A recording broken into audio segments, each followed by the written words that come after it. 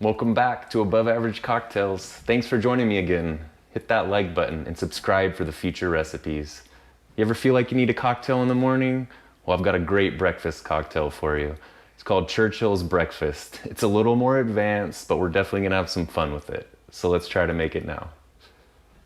So the ingredients for CHURCHILL'S Breakfast are gonna include a rye whiskey. We're gonna use bullet rye, cold brew coffee, maple syrup, bitters, and cinnamon.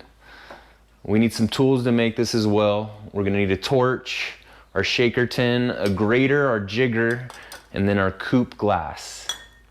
All right, let's get this thing started. So the first thing we're gonna do is torch the cinnamon. Get this thing on fire.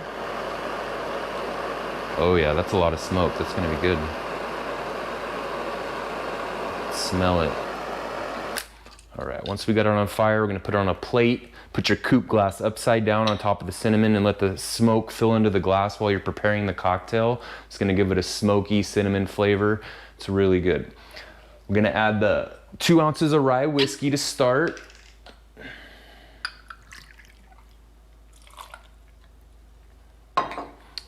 One ounce of cold brew.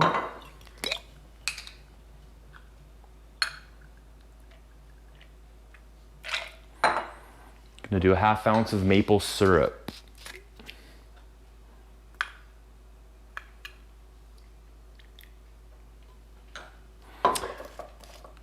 One dash of Angostura bitters. And we're gonna shake it lightly. 4 times, 5 times. We don't wanna water it down. Now once our glass is filled with smoke, flip it over. Pour the cocktail in. Add some shaved cinnamon.